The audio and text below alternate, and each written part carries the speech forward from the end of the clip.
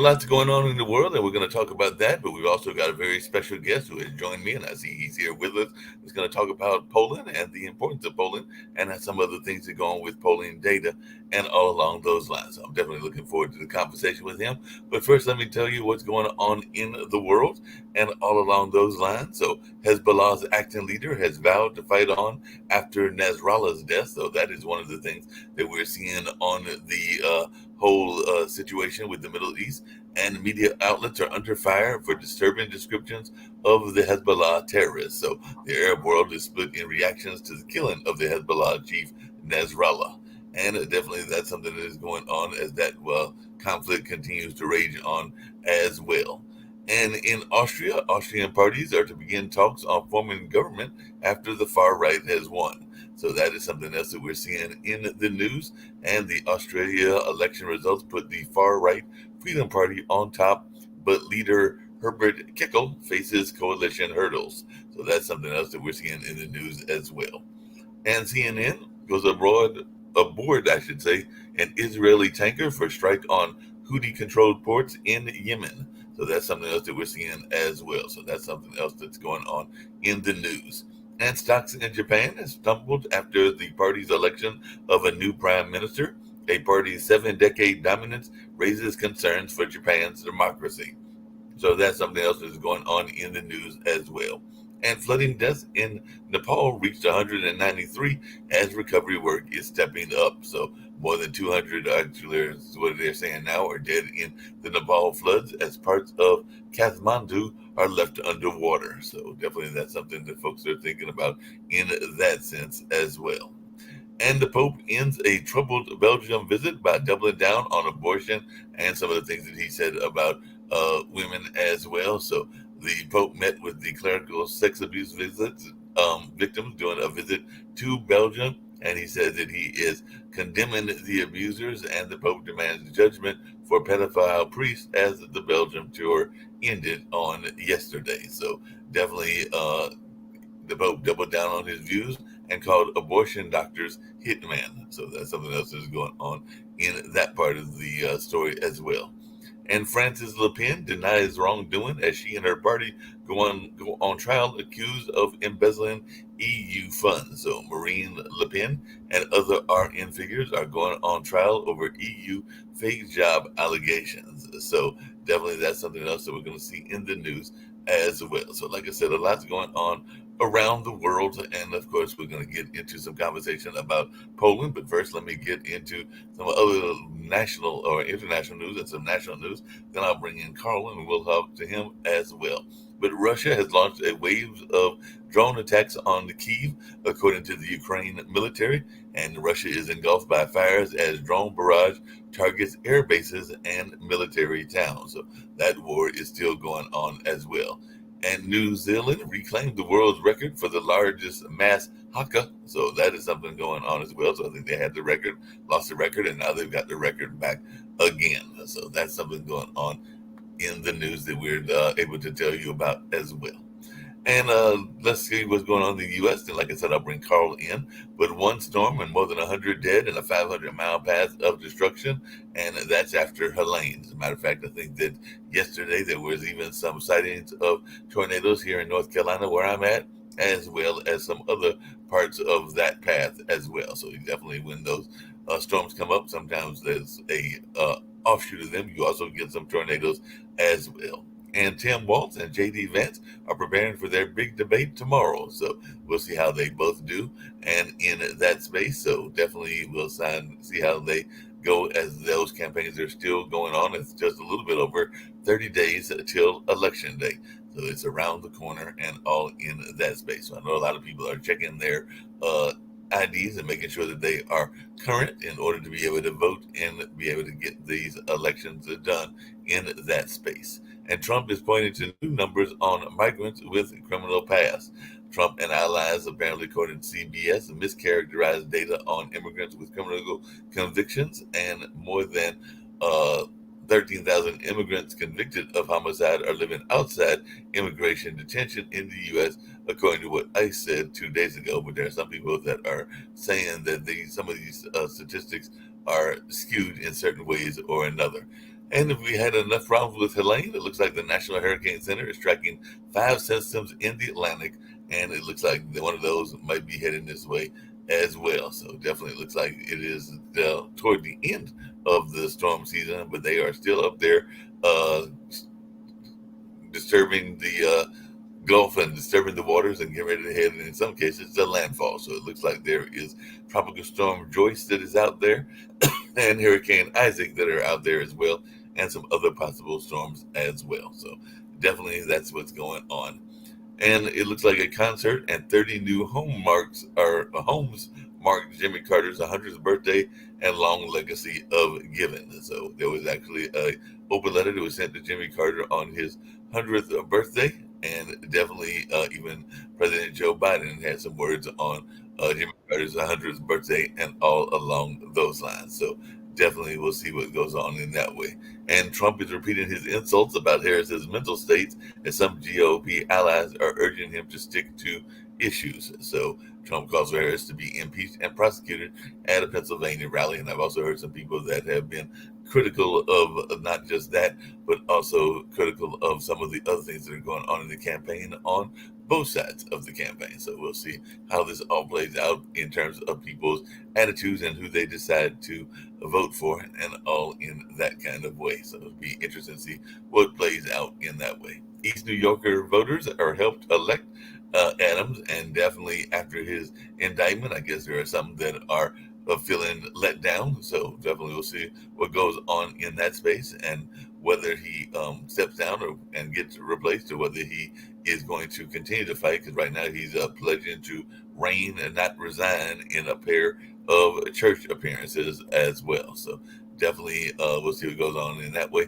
And a topic that Rick Rosner likes to talk about is AI, and the California Governor Gavin Newsom has vetoed a controversial bill on AI safety. But like I said, we do have a very special guest, and I'm going to bring him in, and we're going to see some other people that might be joining us well. So I see we've got Carl Allen, and I know, Carl, you've written a book on polling, which is something that a lot of people have been paying a lot of attention to these last couple of days and everything, because of some people are wondering how accurate polls are and just the nature of polling and all along those lines. So if you want to tell us a little bit about your book, your own studies, and what you found out about the methodology of polling and whether it is accurate, and also whether it even influences people's minds when they hear some of these poll results. Ooh, that's a great point. So first of all, I'll get to that, but thank you for having me on. My book, The Polls Weren't Wrong, is out. It came out last week. You can buy it anywhere books are sold, Amazon, direct from the publisher, etc. I wrote the book. I started the process of writing the book about 4 years ago. And it wasn't until about 2 years ago that I talked to someone at the publishing company, and they said, hey, do you think this might be good enough? There might be enough content here for a book. At the time, I was mostly working with people in the field, academics, things like that, gaining a little bit of traction, but mostly getting pushback for my way of analyzing things, which I describe it, and we'll get into this in a few minutes, I'm sure, but I describe my analysis as scientific. My background is not in political science. My background is in science itself, so working in a lab, working with data, and looking at what the data means. Sometimes what the data means and what the data says aren't as close as people think. So I wrote the book because of these misconceptions of how polls work. The abstract of the book, the first sentence, is interpreting poll data as a prediction of election outcomes is a practice as old as the field, rooted in a fundamental misunderstanding of what poll data means. So that gets into the question of, Carl, okay, if polls aren't predictions, why do we do them in the first place? We can talk about that in a little bit. But to your point about why do we do polls and how are they influencing people's mindset? There is a phenomenon, which I call in the book mediaification. Mm-hmm. It's a word that I made up. It doesn't mean, it just means that the media, and this isn't to say the media is a bad guy. The media has an incentive to make money. They need eyeballs. They need people to care about what they have to say, for better or for worse. And in the case of poll data, they have an incentive for people to not be quite as well informed as they could be, which is to say every time a new poll comes out, I've talked to people that work for political campaigns. I've talked to people who are very high in the field, and the anxiety for these people, these professionals, is through the roof, every single poll that comes out. So I can only imagine, as myself, a consumer of poll data, your listeners, yourself, a lot of people around the world, every time a poll comes out, it's hold your breath, who's ahead? And it's normal to care. It's good to care. But one of the things that I talk about in the book is that individual polls, because of the limitations of poll data, the necessary limitations of poll data, a perfect poll, even a perfect poll, no polls are perfect, but even a perfect poll can't be perfect. Even a perfect poll has a margin of error. So when we look at individual polls, one of the reasons that people think polls are all over the place, that's actually a pretty good sign that the pollsters are doing decent work. Because if all of the polls came back with the same number, me as an analyst, I say, no, that's a red flag. You can't have the same number. The analogy that I give people who maybe don't love numbers as much, imagine if you're rolling dice at the craps table or you're playing Monopoly with your kids or whatever. Imagine every time you roll the dice at the 6, 7, or 8. Yeah, 6, 7, and 8 are the most common numbers, so maybe you should see those a little bit more often. But if you're always rolling a 6, 7, or 8, maybe we should take a look at these dice, right? Makes a lot of sense. Just really quickly, because I definitely want to get into conversation with you as well as bring in some of our other folks as well in that way. But I know one of the things that I guess people think about when they think about polls, particularly political polls, is the notion of gamification and all along those lines. Because a lot of times it seems like you just said, people are always anxious about whether the polls are reflecting their side or not reflecting their side, no matter whether they're on the left and right of politics. So I was just wondering how much of these political polls are part of this gamification idea and everything, and how do you find that there are differences between, say, the political polls, which a lot of people are paying attention to now, because like I said, we're just a little bit over a month from the election, and the polls that I sometimes pay attention to as well, which are the sports polls, because I'm a big basketball fan and I'm a big football fan as well, and even get involved with fantasy sports to some degree. So how much do they play into each other? That's a great point. So a political poll is a little different than the sports polls, the top 25.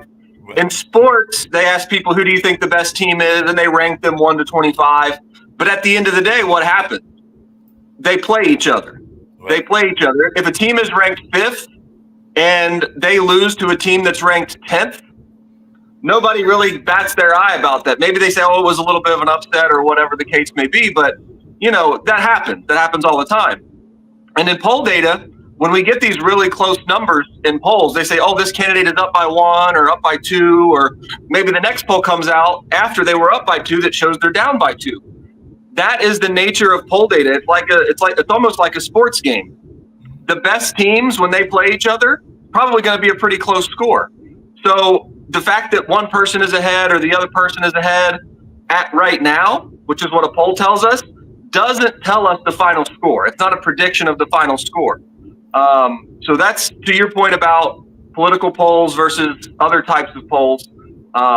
Sports polls are a little bit different. In political data, in political polls, what we're doing is we're taking a sample from the population and we're asking them a question. In most cases, the cases that people care about the most is, who are you going to vote for? And in those polls, there's such a small sliver of society that gets a say in those polls that even 1 or 2% one way or the other can skew the numbers and can skew people's perception of that poll. So, for example, a recent poll that came out said Kamala Harris was at 49% in Michigan. Donald Trump was at 47%. And then the next day, there was a poll that came out that said Donald Trump was at 50% in Michigan, Kamala Harris was at 47%. And everybody wants to know, well, which one is right? Which one is more accurate? The uncomfortable answer is that neither are right or both are right. The truth is probably somewhere in between. And that's the uncomfortable truth, because when we look at poll data, unlike in a sports game where we can look at the scoreboard and see the score, We can look at the rankings and see the rankings. With poll data, there is always a margin of error. So what I recommend to people, whenever you see a poll in your mind, automatically assume plus or minus 3. Yeah, that makes a lot of sense. I always hear people say that it is within the margin of error, and they always talk about that margin of error, which is usually, like you said, around that 3% error mark and everything. But just really quickly and everything, do you find, because even on this network, we sometimes have people that are some leaning more left and some that are leaning more right and everything. Do you find that the polls are acceptable to one part of society versus another, even in terms of gender and ethnicity, or is everybody a little bit skeptical of polls, or do you find that some people, whether it is their gender, their ethnicity, or their other factors, are more believable of polls? No, that is a perfect question, and I talk about this to some extent in the book. Confirmation bias, which is being attracted to information or data that supports your already held beliefs, has been around forever, since humans have existed. But specifically with political polls, I go all the way back in the book to talk about the beginning of political polls and forecasts and things like that, back to the 1920s and 1930s. And the same exact things that are still happening today. People see a poll and they say, oh, the person that I want to win is ahead, therefore this is a good poll. And then the very next election cycle, the same pollster puts out another poll that shows the opposite, where the person that they want to win is not ahead. And they say, oh no, that's not a good poll anymore because blah, blah, blah. And this is a very normal thing to happen. So for your listeners, left, right, or center, we have to understand that every poll comes with limitations, which is to say, if you want to pick who you think the best pollster is, that's almost like picking, trying to pick the winner of the Super Bowl or the World Series. The playoffs are about to start. Yes, you can pick, you can probably pick who the best team is, but that doesn't mean that team will win. And so every election cycle comes with it this weird thing of just because you're the best doesn't mean you will produce the best numbers. And that gets back to that fundamental underlying limitation I talked about, which is the margin of error. A good pollster can put out bad numbers. A bad pollster can put out good numbers. And so we have to have an objective, or at least an understanding as consumers of poll data, of how to better judge and better analyze these polls. My recommendation: don't try to pick the winner. Look at the numbers and move on. Yeah, Carl, the flip side of that, and Rick has brought this up a couple of times, I'm going to bring Rick and some of the other panelists up in a minute as well, and everything, is that a lot of people get frustrated with polls. They get frustrated with phone calls, and they don't actually answer a lot of the polls, or they kind of evade the questions if they are sent the questions and everything. So how much does that play into the conversation as well? Because I know that Rick has brought this up a couple of times, that sometimes people will kind of like avoid the whole notion of somebody calling, because as you know, it's political season. So we are getting inundated with letters, and partially because I'm a journalist, I'm getting inundated with letters from both sides, because I get letters from Patriot Pride, but I also get letters from, which is actually the opposite of my own political views, but I actually also get letters from Axe Blue, which is probably closer to my own political views and everything. But right. We get them from all over the place and everything. So they come in my email box, and at some point you get frustrated, and sometimes you're like, no, I don't feel like answering this, and sometimes you just go ahead and answer them. No, I'm the exact same way. I get emails and texts from both parties, both sides, trying to get my input, trying to get a donation, all this kind of stuff. This is a very serious issue with the quality of poll data, which is that the people that are responding to polls are not necessarily reflective of the population. When we study in school and in the book, very briefly for about 5 pages, I present the underlying math behind poll data.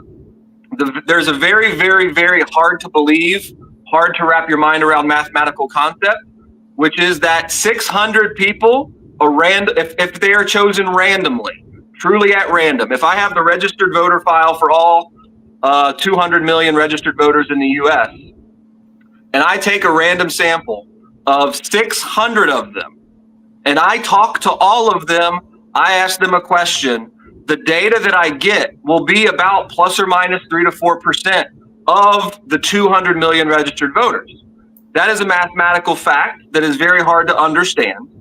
But the problem with that is it requires a random sample. It requires a random sample. Taking a random sample is easy. I do it all the time. I've done it for Ohio, where I live.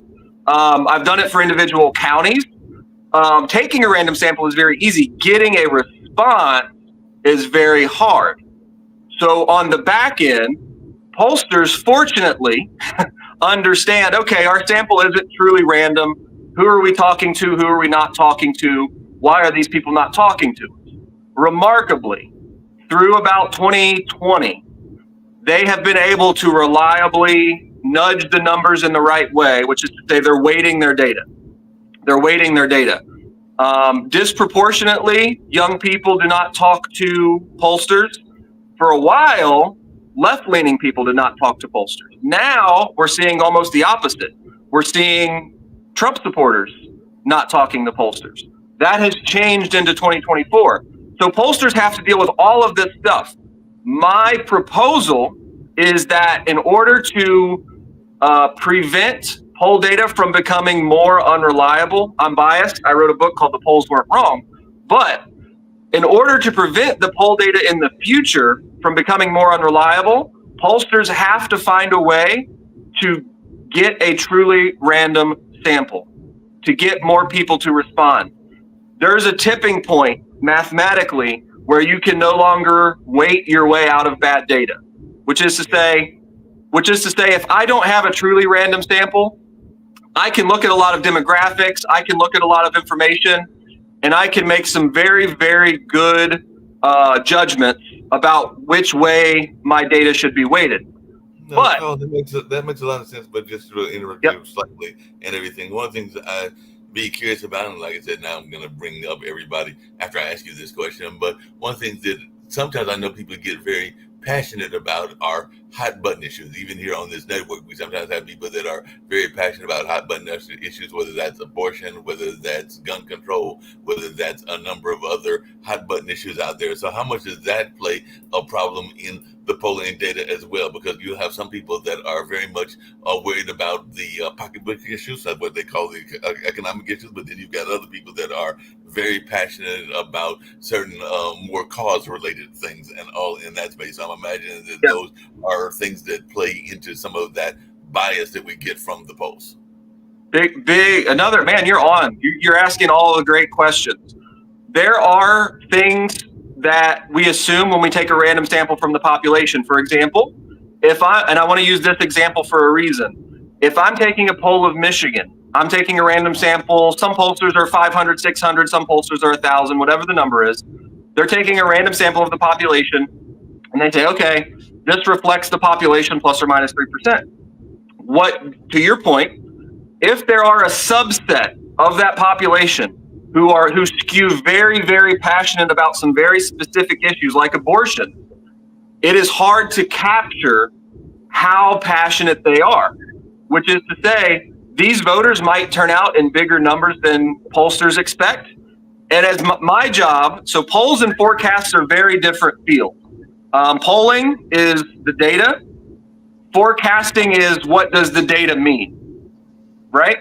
And so what my job is to look at this data and say, okay, I think they are undersampling these people who are very passionate about abortion. Rovember is coming, and people who vote left wing are going to turn out in higher numbers than expected.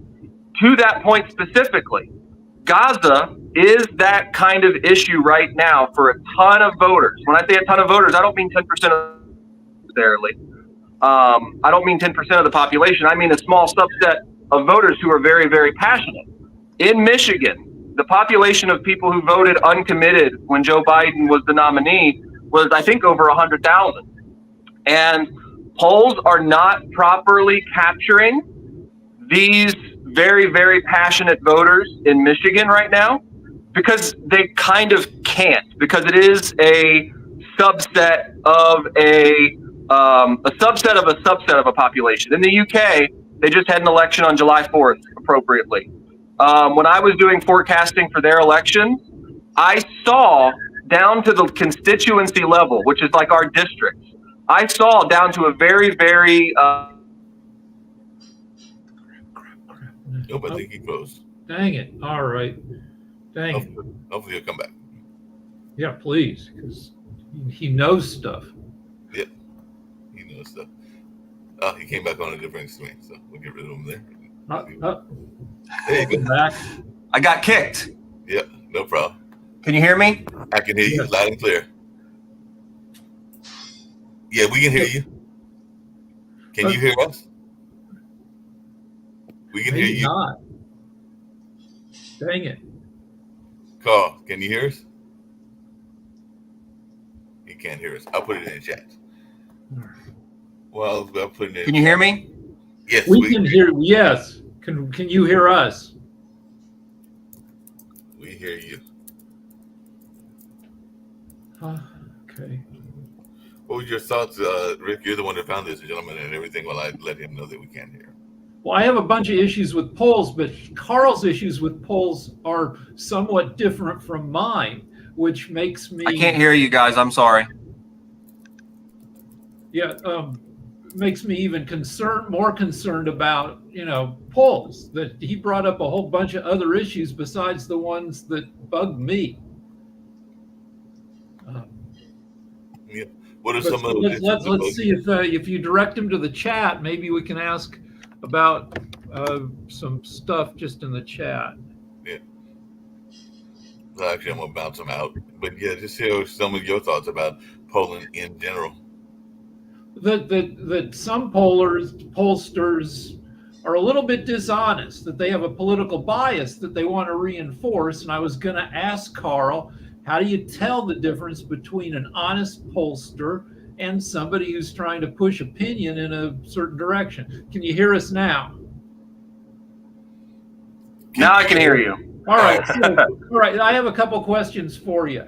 One is about trends. Yep. People will tell you, Very don't good. worry about the specific number. Look at the trends from individual pollsters, but that seems to be subject to bobbling around too. Second question, crosstabs. Last week, I saw two polls came out at the same time, two different pollsters. One said among the 18 to 29s, Harris is ahead by 3%. Another pollster said she's ahead by 31%. So crosstabs, which is just measuring like a subset of the whole population. Yes. No, wonderful question. I want to finish up what I was saying a minute ago. I wrote down here so I won't lose sight of your question, Rick. In the UK, July 4th, they had an election. These voters who voted on Gaza did not, as many people expected, come home for Labour. They voted third party. They didn't vote the way people expected they would. They were so passionate about that issue that they did not vote the way people expected. So a lot of Democrats, if they're banking on these Muslim Americans or people who are very passionate about Gaza coming home, I wouldn't bank on that. So that's one issue that maybe we're not seeing in the polls, but does exist. Trends are, back in stats class, we learned about correlation versus causation. Trends are necessarily noisy. 2 or 3 or even 4 data points doesn't always constitute a trend. So I would always be wary of looking at momentum or trends or things like that, even for the same pollster.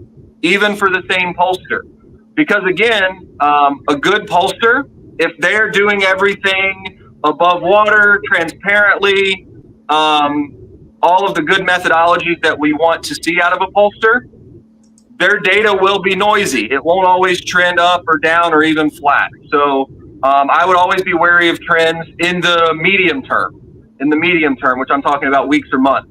If we're talking about trends between now and August, yeah, we can maybe see a trend in those numbers. Crosstabs. Crosstabs are the bane of many people's existence. Gives people a lot of anxiety. The poll with it, the poll comes with a margin of error. The crosstabs. Dang it. Anybody else have a comment while we're waiting for him to come back? Jacoby? Or Joe, there he goes. He's coming back again.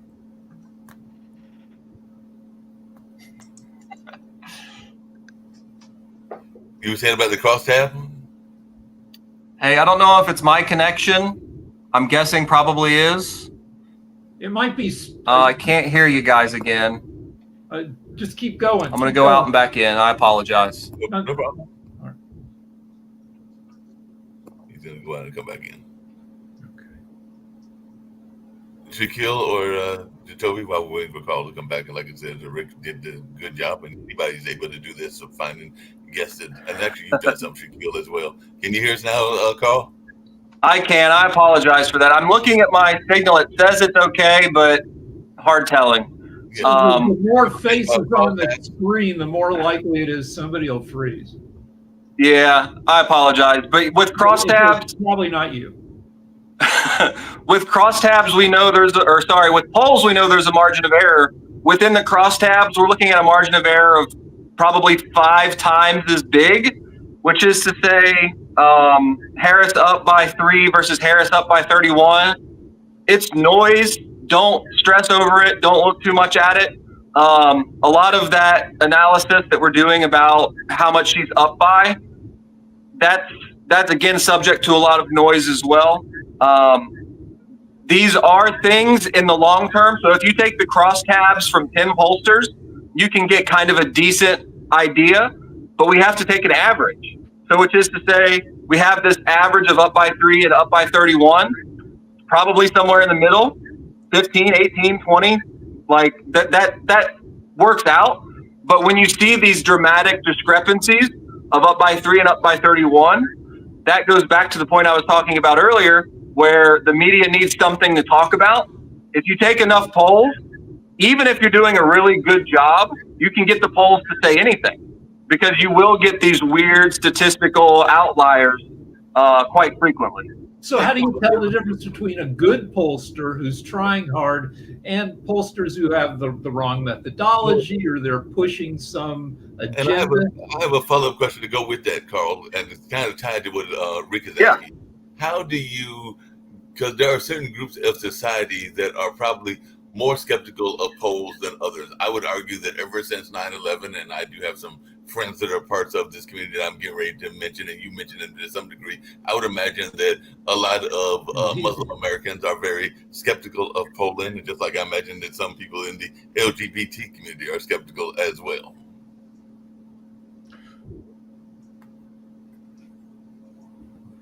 I don't know if you heard me and everything, but I was saying, how do you deal with to what Rick was saying, both about the polls, but also about people's certain subsets that are skeptical about polling just because of their own history with polling and everything? Like I imagine most Muslims, because of ever since 9/11, as well as certain parts of the LGBT community, are skeptical of polling and everything. So how do you deal with that as a pollster, that they can get those people to reflect their honest views, for lack of a better term?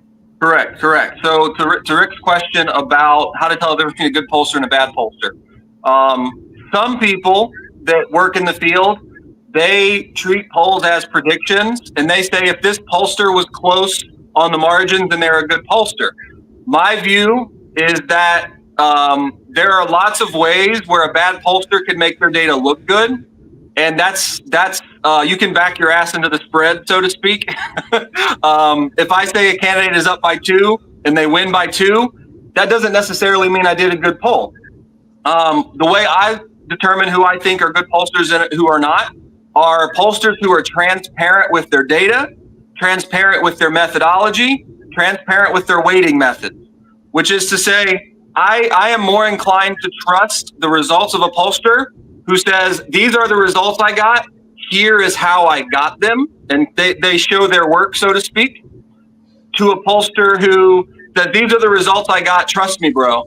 There are pollsters, and I can't believe it, there are pollsters who do polls, are included in some people's polling averages, but do not tell you how they conducted their poll, how they weighted their poll, And that baffles me as someone who values good science to say, if I reach this conclusion and I don't show you how I got there, the conclusion is kind of irrelevant because how you got there is almost as important. That is a very big point about data and weighting techniques that we're seeing more and more as partisan pollsters become more prevalent. That are to me a red flag for people who work in the field, but also for people who analyze poll data and consumers of poll data. People who are skeptical of polls. People who don't want to respond to polls come from all shapes and sizes and colors and backgrounds. I can tell you that from firsthand experience. I've talked to people with Trump flags and all of the people who were definitely voting for Trump who did not want to talk to a pollster. I said, all these people want to do is ask you who you're voting for. Clearly, you're not shy about who you're voting for. You have the banners and the flags and things like that. So why don't you want to tell someone? They're skeptical of how that data will be used. Because remember, when a pollster asks someone, who are you voting for? They aren't just asking you who you're voting for. They have to ask these demographic questions first. Your sex, your age, your income, your education. There are all these other questions. So when I ask people, we need that data to know how to weight the data on the back end. But if we just wanted to know who people would vote for, we would get a decent response. The problem is we have to ask all of these demographic questions first, which are quite personal. So there's kind of two sides to it. There are people who don't like talking to pollsters just out of for any reason. But then there are people who don't like disclosing personal information. So how do we deal with that? We have to be very creative in how we are approaching these people, how we're contacting these people. We know as researchers that certain subsets of the population will respond better to a text than they will to a phone call. Certain people, if they are asked to conduct an online survey, or asked to take an online survey, I should say, they're more likely to respond if it comes from someone that they view as part of their party, part of their political views. So there are lots of creative ways that we can contact these people, but it all goes back to my original point. You can only wait your way out of bad data for so long. There's only so much you can do before your response rate is too low. Carl, along those same lines, what do you think of compilation polls? Because one of the things that I know we've mentioned on this network, I know Midas Touch and a number of others mentioned it as well, is 538, which is supposed to be a compilation of all the polls together. Yep. And that is a lot of times what people are using to view what's going to happen with the Electoral College, which will actually determine our next president and everything. So what are your views of 538, which is supposed to be a compilation of various polls? No, that's a great question. 538 is a poll aggregator. They take all of the polls and they put them in an average. They take an average of the polls. What 538 does on the back end is they say some polls should count for more than others. We view some polls as more reputable. We view some polls as more accurate. So we will give them a little bit more weight in our polls, or in our poll average, I should say. Poll averages is another valuable step to understanding what poll data says, but it's not a final step. I just posted on my Substack, realcarlallen.substack.com, a comparison of Real Clear Politics, Economist, 538, and my own poll averages to show people this is how I do my poll average, this is how they do poll averages. Look, we're kind of getting different numbers. So who is right? Again, there is no objective way to say who is right, but we can say based on their methodology, based on how they take their poll averages, we can say this methodology for taking a poll average is good or bad because. And I have some pretty strong disagreements with 538 and Nate Silver and some other organizations and how they take their poll average, but there's a big step between a poll average and an election result. Every poll average, as you might notice, doesn't add up to 100%. Some are 48, 47, 49, 47, whatever the numbers are. They don't add up to 100%, but the election result will. So we have to understand that undecideds, even if they're only 3 or 4%, could swing the election one way or the other. And how many third-party voters there are could swing things a little bit. So we have to be careful not to look so much at who is ahead, because 48, 47 feels like, okay, the person with 48 is ahead. But 48, 47 still leaves a lot of room to be overtaken, right? Whereas 49, 47, that's a much harder task. Not because the lead is bigger, but because the leader is closer to 50. If you get to 50, you can't lose. There's no such thing as a magic number, but if there was one, it would be 50. Because if you get 50% of the vote, you can't lose, right? Yeah. So okay, what about liars? The harder it is to get people to respond to polls, it seems like the more likely you're going to get like lunatics and liars. That's thing, or just that. All right. Yeah. Another misconception of poll data is that it is supposed to give us a perfect representation of what the population will actually do. That's not quite right. A poll gives you a representation of what the population would say. So if I took a poll, and this is an example going back to my experience as an exercise physiologist and working in a lab, one of the most famous examples of this, if you ask a random sample of Americans how often they exercise, you would think America was quite healthy and had very good exercise habits. The problem is people say they exercise more than they do. Is that lying? Kind of. But as an analyst, I have to understand what people say and what people do not always coincide 100%.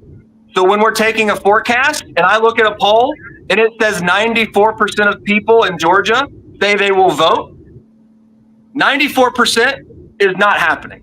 I would be shocked if it was 74%. People overestimate their own likelihood to vote. Therefore, how people vote and who they vote for, if I can figure out that 20% of people who say they're more likely to vote, and 12% of that 20% lean one way or the other, suddenly I have a better understanding of what, or not a better understanding, a better ability to forecast what will happen than someone who takes all of this data at face value. So a pollster isn't supposed to say, oh, I think this person is lying, so I'm not going to count them. A forecaster who looks at the data and says, this is what I think it means, we have to be able to analyze that in, unfortunately, a way that isn't necessarily, the public doesn't necessarily get to see. But the way, and this is the last thing I'll say on this, the way that a good analyst analyzes data, they take all of the data that's coming from all of these different directions and breaks it down into a simple sentence or paragraph, which is to say, I'll do 12 hours of work to get one freaking paragraph to explain what I think the data means or what I think will happen. But what's happening right now is analysts are taking the data at face value and saying, oh, people said this, therefore I think this is going to happen, which often, as is the case with people who lie to pollsters and things like that, misses the point A to point B. They miss that thing in the middle. Hold on a So second. the people on this panel range from very conservative to very liberal. And we have people, Shaq is from Australia. He sees what the world betting markets are saying, which is, I think they're mostly betting Trump. Do you have anything to say about like different demographics? You said a little bit about shy Trump voters, but yeah, I've done a great amount of research in this. Some people, for whatever reason in the U.S., think political betting markets are new. They are very much not. I've analyzed UK betting markets, Mexico, Australia for quite some time. Betting markets are somewhat more efficient than just what the average person thinks because there's money at stake. But there's still a huge disconnect between even the betting market and a good forecast. And the best example that I give comes straight from the book, 2016 and Brexit. 2016 and Brexit. Brexit, when the UK voted whether or not they would stay in the European Union, was a prototypical example of how poll analysts failed the public. They absolutely failed the public. In Brexit, in the polls that they were taking, remember, Brexit is yes or no. There's only two possible options. There's no third party. There's no whatever. But leading up to the election, there were 12 to 15% undecided about how they would vote. But because of how poll data is reported in the UK and other countries, including Australia, Canada, they exclude undecided. They create a new denominator and they report the numbers as if there were no undecided. So these Brexit polls were observing something like 45, 43, 46, 42 in favor of stay. But they weren't reporting 45, 43 with 12% undecided or anything like that. They were saying that 56% of decided voters were saying stay, 44%, or no, it was like 54, 46. 54 stay, 46 leave. And analysts, the public, bettors included, said, oh, this is a blowout. This is a safe bet. The betting markets for Brexit said it was about a 75% favorite to stay. People were betting hundreds of thousands of currency, pounds, on the UK staying. Election rolled around.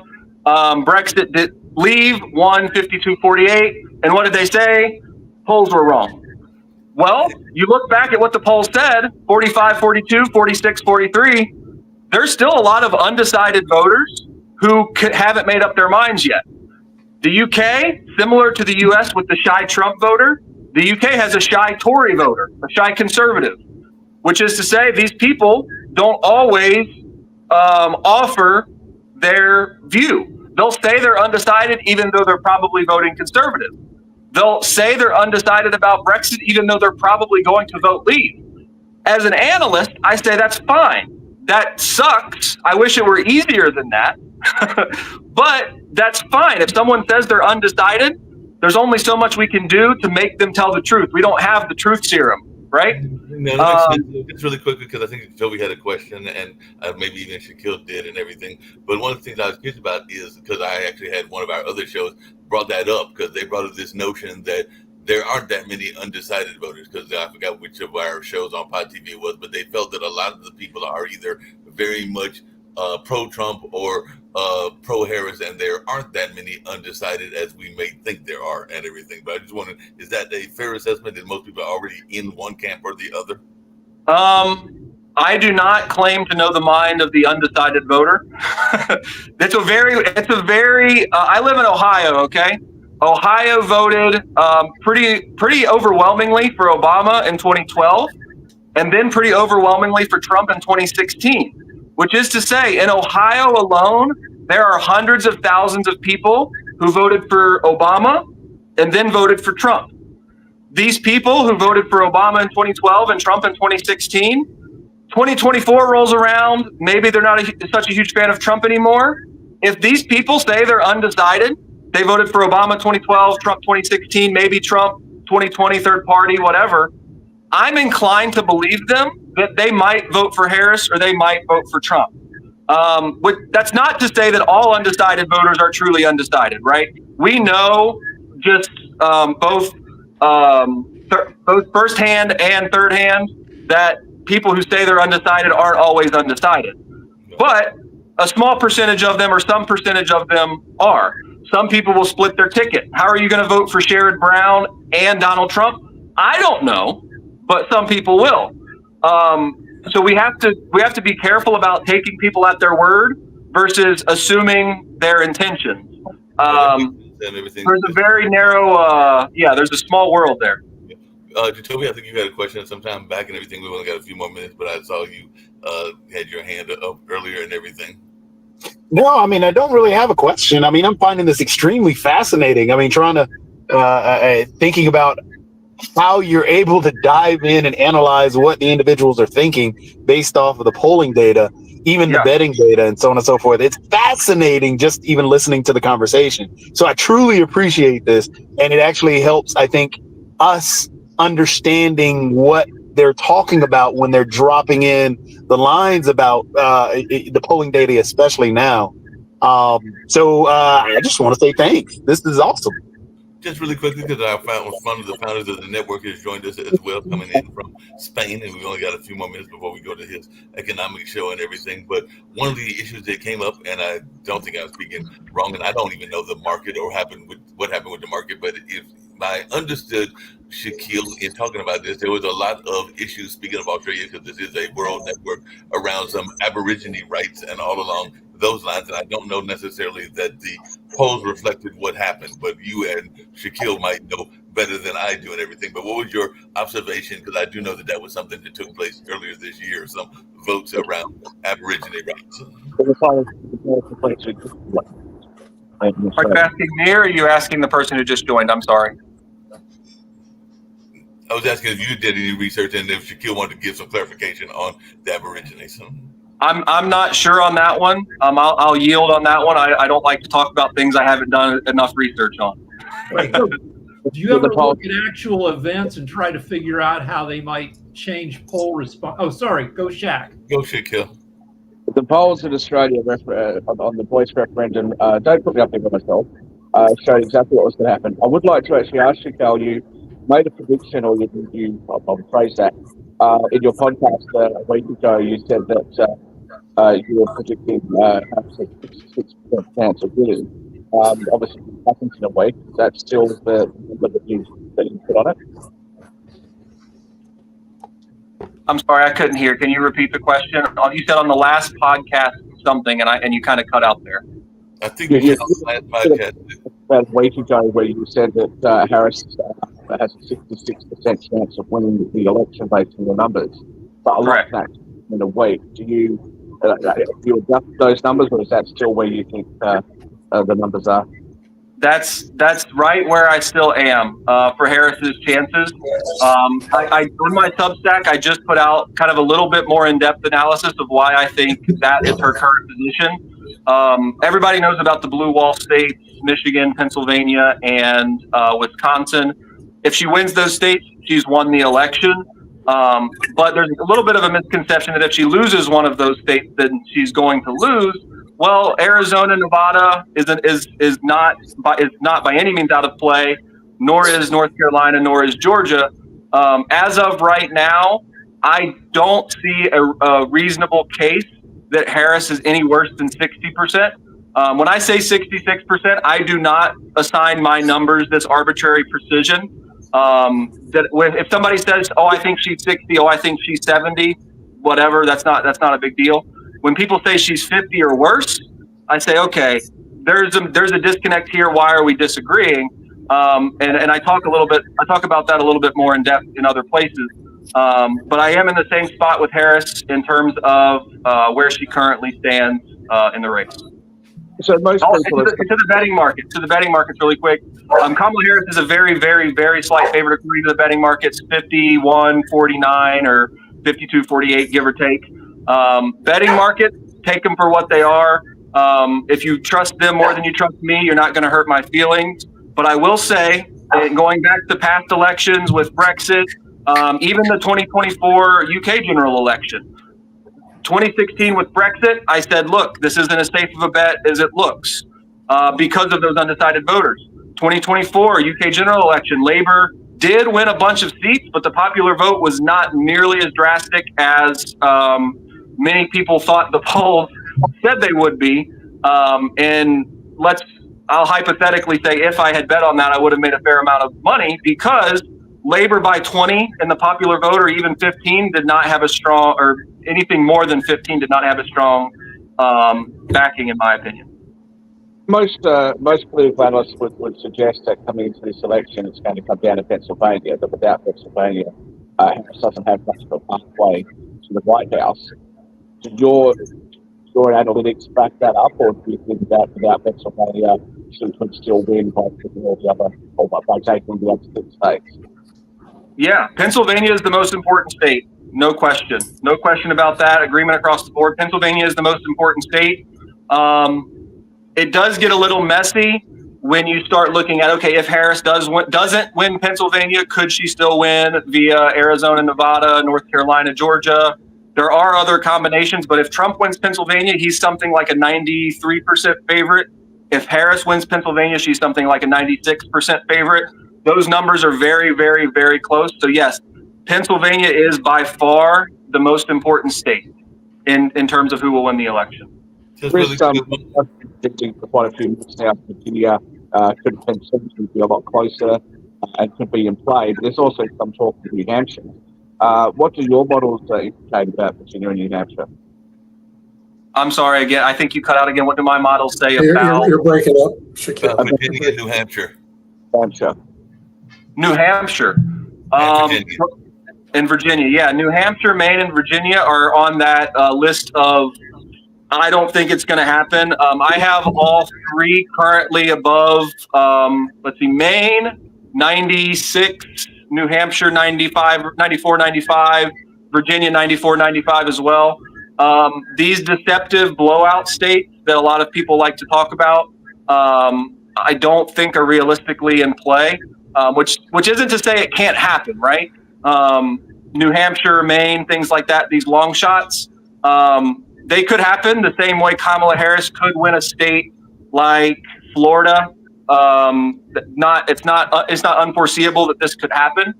But the big point behind these long shot states is, as someone who does statistics moderately well, I think the difference between 5% and 10% is huge. The difference between 2% and 5% is huge. So when I'm looking at these probabilities, I'm always trying to find an inefficiency. In other forecasts, they have these very, very, very wide tails, which means they assign too high of a probability to highly unlikely events. And so when I was looking at the 2020 election, Maine and New Hampshire were both getting about 90% according to 538, according to the betting market. I said, look, I think they should be like 98.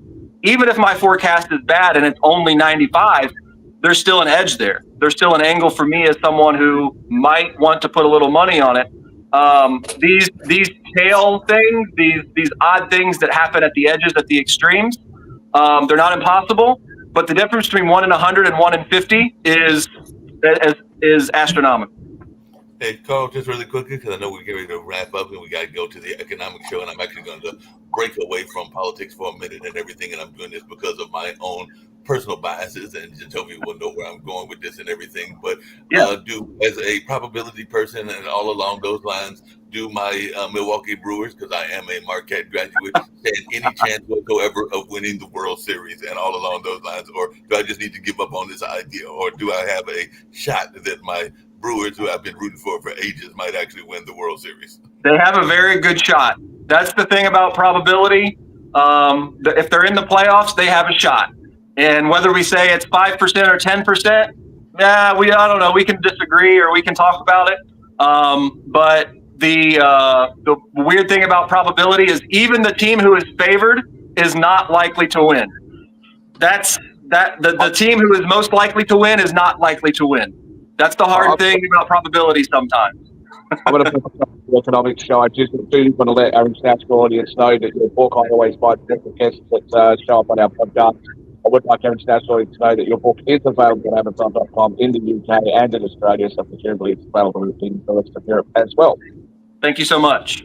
Appreciate you, Carl. I don't know if Steve had anything he wanted to add just really quickly, but we're getting Carl, sorry I was late. I was out with we're in the middle of heavy campaigns here in North Carolina, so I was traveling yesterday with Josh Stein, the next governor, and Shapiro from Pennsylvania, and then also with Wes Moore of Maryland. So it was a busy day of governors all over the state. But thank you for your great presentation. And Mark, I'll try to send me the link to Economics Monday. And after November 5th, I'll be back returning. But it's been campaigning about 14 hours a day, and I'm not even on the ballot. So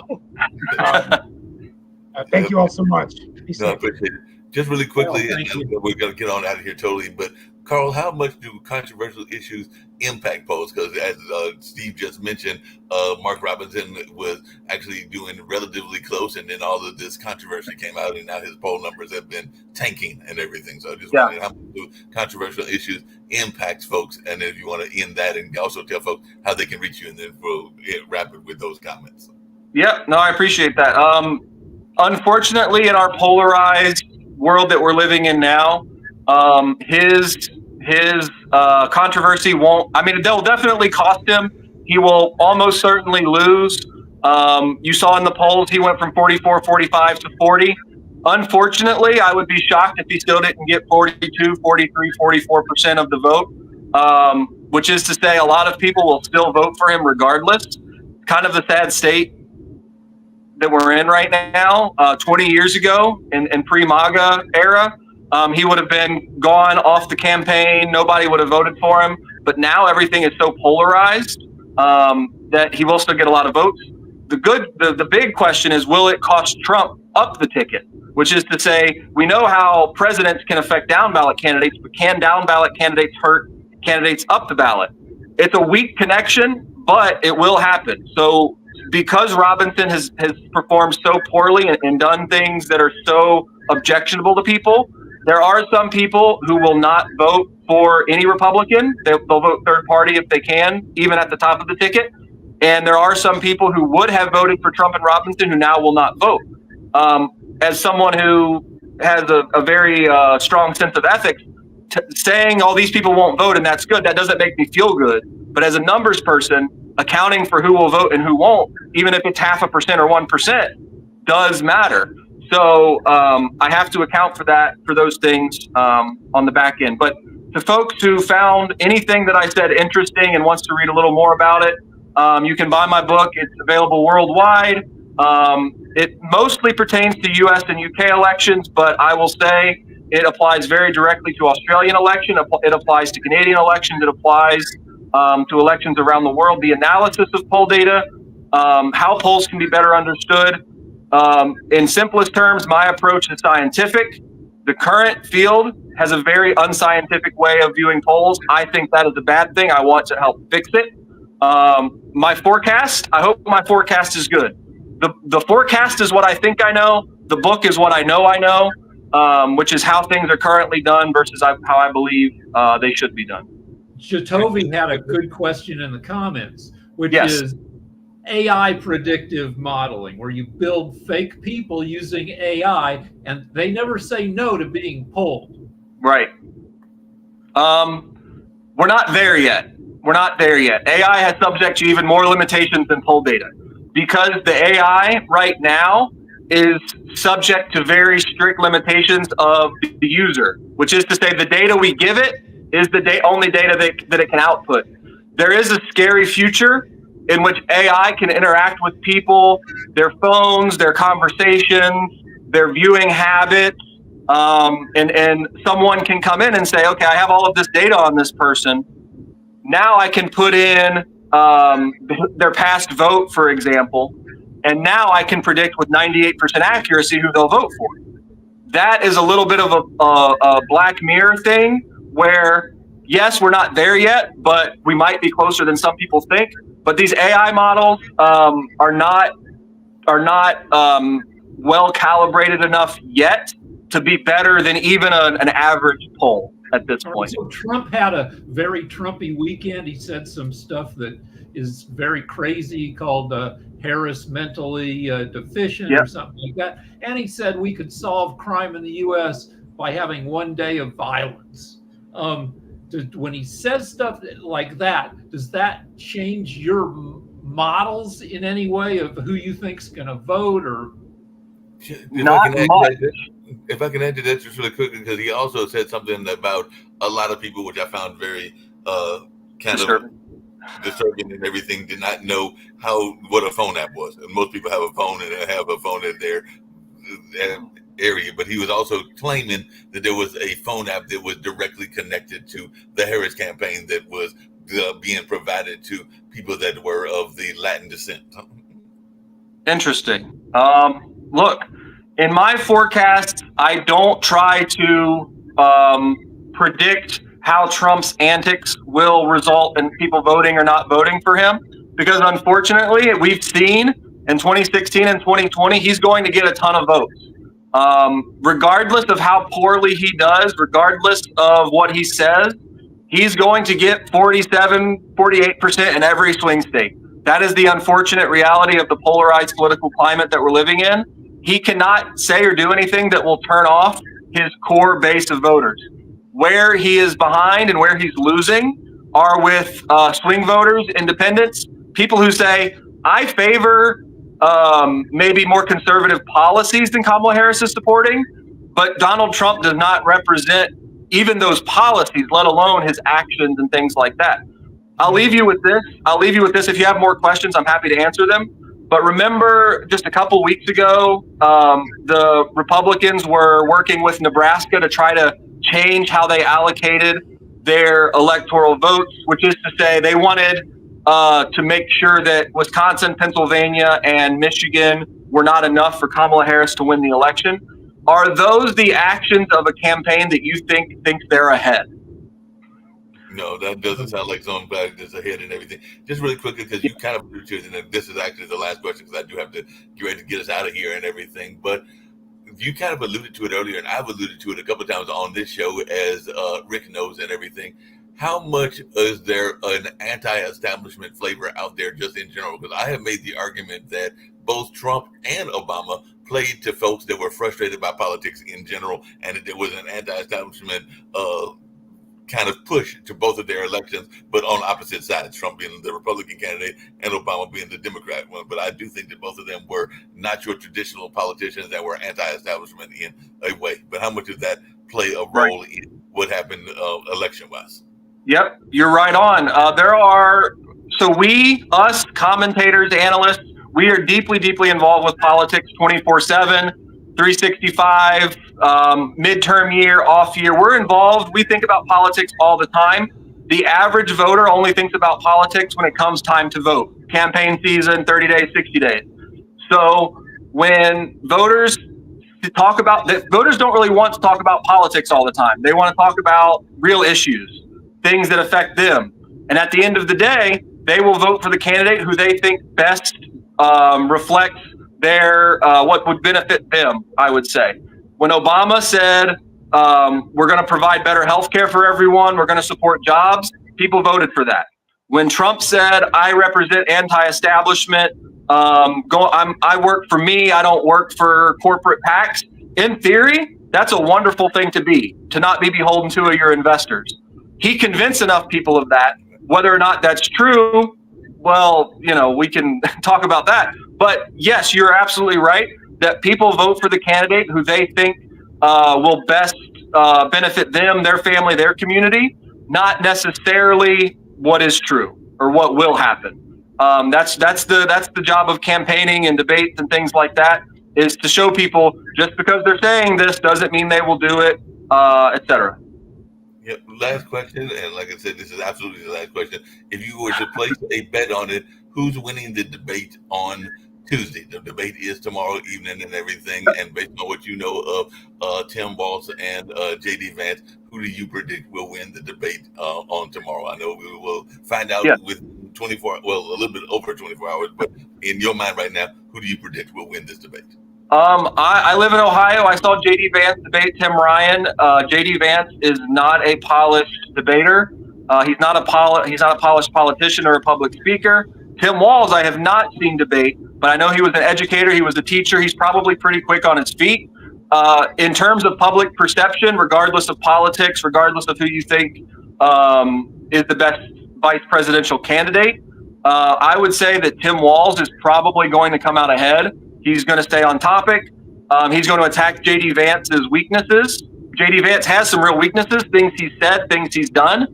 The only thing that J.D. Vance could attack Tim Walz for are those kind of falsehoods that they've been running with about Haitian migrants and border issues, things that are real issues, immigration and things like that, but they're making up things to attack Harris and Walz for. So if I had to place a bet, I would say Walz is going to be the public perceived winner of the debate.